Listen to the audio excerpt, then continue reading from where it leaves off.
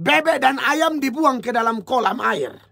Ya, kalau bebek kita buang ke dalam kolam, itu bebek senang.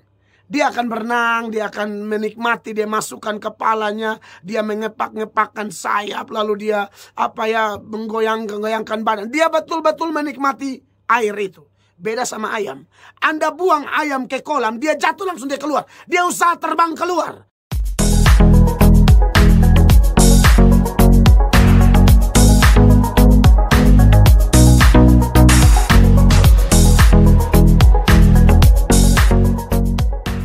Dan kita lanjut lagi ke pertanyaan selanjutnya. Oke, silakan. Dari Maya di Sikumana. Maya, Karmana Maya. Pak Pendeta, selamat bertambah usia. Thank you. Diberkati Tuhan Yesus secara luar biasa. Amin, amin. Untuk jadi berkat bagi banyak orang. Amin. Pertanyaan dari Maya. Ya. Orang Kristen yang diselamatkan dan dia percaya kepada Yesus sungguh-sungguh. Ya. Namun dalam hidupnya itu masih melakukan kesalahan dan dia sadar akan dosa itu, tapi sering ia berbuat. Apakah kehidupannya nanti masuk ke dalam kerajaan Allah atau tidak? Mohon penjelasan. Orang percaya pasti masuk surga ya. Tidak peduli dalam prosesnya itu dia ada jatuh bangun. Ya, tapi saya perlu beri beberapa keterangan supaya saudara memahaminya. Yang pertama ya, bahwa orang percaya itu adalah mantan orang berdosa kan. Kita semua mantan orang berdosa, mantan orang kotor, orang gelap yang karena kasih karunia-Nya berdasarkan beberapa ayat. Misalnya Yohanes 6 ayat 37, Tuhan Yesus berkata, semua yang diberikan Bapa kepadaku akan datang kepadaku. Ayat itu mau beri keterangan bahwa kalau seseorang bisa datang kepada Bapa itu seseorang bisa datang kepada Yesus itu karena Bapa yang memberikan orang itu kepada Yesus. Entah saya, entah saudara, atau semua orang percaya di mana-mana. Karena Yohanes 6 ayat 44 juga berkata, ya, tidak ada seorang pun yang dapat datang kepadaku, kata Yesus, jikalau ia tidak ditarik oleh Allah Bapa, dan orang itu akan kubangkitkan pada akhir zaman. Saudara ngerti ya? Berarti pada waktu orang bisa percaya Yesus, mutlak anugerah. Dan ada yang menarik, Tuhan tidak peduli dengan masa lalu kita. Sebab Yohanes 6 ayat 37 tadi saya lanjut, dia berkata, semua yang diberikan Bapa kepadaku akan datang kepadaku. Dan barang siapa datang kepadaku, ia tidak akan kubuang. Betul kan? Siapa yang tidak tahu track record Sakeus? Itu orang tertolak. Tapi waktu dia datang, Yesus tidak buang dia. Malah Yesus menumpang di rumahnya. Dan Yesus bilang, hari ini telah terjadi keselamatan. Sakeus diubahkan Allah, dia kembalikan semua yang dia peras 4 kali lipat dari setiap orang yang dia peras. Siapa yang tidak kenal perempuan Samaria di Parigi Yakub? Dia seorang pelakor, tapi perjumpaan dengan Yesus merubah dia. Siapa tidak kenal dengan seorang Paulus yang begitu jahat, begitu rusak, begitu luar biasa. Tapi Paulus berkata di dalam 1 Timotius ya. Wow, ini ayat saya tidak akan berhenti dalam kesempatan-kesempatan beritakan Injil untuk menyampaikan ayat ini. Paulus bilang begini dalam 1 Timotius 1 ayat 13. Dengarkan jemaat terkasih. Aku yang tadinya seorang penghujat dan seorang penganiaya dan seorang ganas, tetapi aku telah dikasihaninya, haleluya. Karena semuanya itu telah kulakukan tanpa pengetahuan, yaitu di luar iman. Ayat 14, malah kasih karunia Tuhan kita itu telah dikaruniakan dengan limpahnya kepadaku, dengan iman dan kasih dalam Kristus Yesus. Ayat 15, Paulus berkata, perkataan ini benar dan patut diterima sepenuhnya. Kristus Yesus datang ke dunia untuk menyelamatkan orang berdosa. Dan Paulus menambahkan, di antara mereka akulah yang paling berdosa. Siapa tidak kenal Paulus? Penghujat, penganiaya, ganas, jahat. Tapi Paulus bilang, aku diubahkannya. Haleluya. Ya. Nah, saudara-saudara, tapi pertanyaannya, apakah setelah orang diubahkan Allah dia tidak bisa salah? Oh bisa dong, bisa jatuh. Bisa jatuh. Karena begini, waktu orang percaya Yesus, Efesus 1 ayat 13 menjamin bahwa orang tersebut dimeteraikan dengan Roh Kudus. Jadi Roh Kudus mulai berkuasa atas dia. Dan ingat, cara kerja Roh Kudus dalam perjanjian lama dan perjanjian baru itu ada perbedaannya.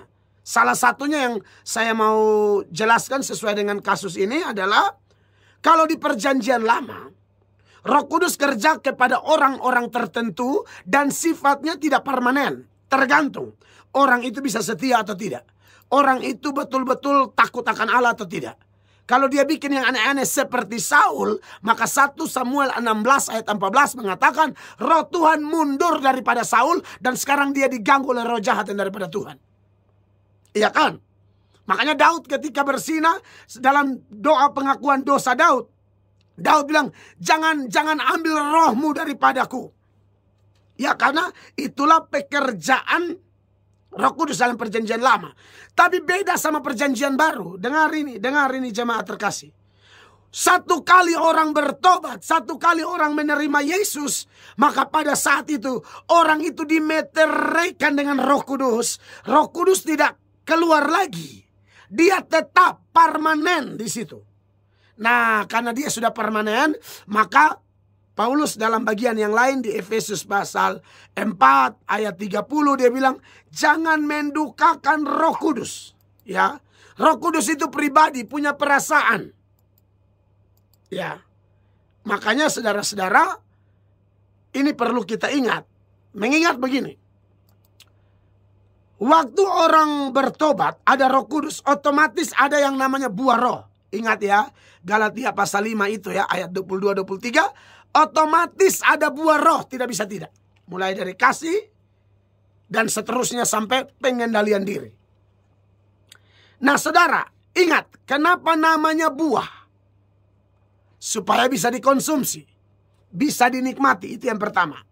Tapi yang kedua, buah itu ada kaitannya dengan pertumbuhan. Tidak ada pohon, misalnya pohon mangga ya. Kita tanam mangga lalu mangganya langsung berbuah, kan tidak. Kalaupun konteksnya dia berbuah, dia tidak langsung berbuah, langsung matang. Dia berproses dari kecil, membesar, sedang, menuju kematangan. Nah, jadi kalau ada saudara orang percaya yang Anda lihat, dia dulu sangat pemarah. Tapi sekarang dia sudah mulai terkendali, mulai sabar. Tapi ada saat di mana dia marah lagi. Saudara jangan bilang dia tidak ada buah roh. Ada. Ada. Tapi belum matang. Itu jawabannya. Nah makanya saya bilang, orang percaya pasti selamat. Soal dia nanti ada jatuh bangun, dulu sudah begitu komitmen, tidak mau keluarkan kata kotor misalnya. Tiba-tiba dalam satu titik sudah 1, 2 tahun, 3 tahun emosi, lalu satu kali keluar. Itu saya mau bilang, dia bukan tidak ada buah roh, ada, tapi belum matang. Dia sedang berproses menuju matang. Ya. Dan yang berikut, biasanya kalau orang itu mengalami hal tersebut ya, katakanlah contoh-contoh tadi, termasuk dosa yang berat, seperti Raja Daud sampai jatuh bersinah. Orang itu biasanya dia akan mengalami beberapa hal. Yang pertama, dia akan mengalami kegelisahan luar biasa. Dia akan merasa tidak damai sejahtera, dia punya hidup hati kacau sekali. Itu anak Tuhan sejati itu. Kalau kita yang tidak bertobat, bersinah tidak kacau, biasa-biasa. Cari lagi, cari lagi. Itu seperti perumpamaan bebek dan ayam dibuang ke dalam kolam air. Ya. Kalau bebek kita buang ke dalam kolam, itu bebek senang. Dia akan berenang, dia akan menikmati, dia masukkan kepalanya, dia mengepak-ngepakkan sayap, lalu dia menggoyangkan badan. Dia betul-betul menikmati air itu. Beda sama ayam. Anda buang ayam ke kolam, dia jatuh langsung dia keluar. Dia usaha terbang keluar. Nah anak Tuhan tuh kayak ayam begitu. Kita bisa jatuh tapi tidak tenang. Makanya Petrus bisa jatuh. Ya, Thomas jatuh, Yunus jatuh, Abraham jatuh, Yakub jatuh, Daud jatuh, dan masih banyak lagi tokoh Alkitab yang lain jatuh. Dan waktu mereka jatuh, mereka rasa tidak damai sejahtera. Nah, jadi saudara yang tadi bertanya, saya ini ikut Tuhan, saya jatuh. Anda pasti rasa ini kalau Anda orang percaya. Ya. Jadi solusinya apa? Ya bangkit lagi. Tapi saya jatuh lagi, bangkit lagi. Tapi saya juga mau kasih tahu yang berikut. Saudara, kejatuhan kita tidak mungkin menghilangkan keselamatan kita. Saya bisa buktikan dengan banyak ayat. Tapi kejatuhan kita bisa menghilangkan banyak berkat dalam kehidupan kita. Ingat, Musa tidak menghormati kekudusan Allah kan? Akibatnya apa? Tidak masuk tanah Kanaan. Itu Musa. Tapi pertanyaannya, Musa masuk surga? Masuk dong. Raja Daud tidak menjaga kekudusan Allah, berzina, bahkan membunuh suami orang dengan rencana gelap, lalu bunuh Uria, ambil Batseba. Daud minta ampun, iya. Tuhan ampuni, iya. Tapi Anda lihat Daud punya rumah tangga berikut. Anak laki-lakinya perkosa anak perempuannya.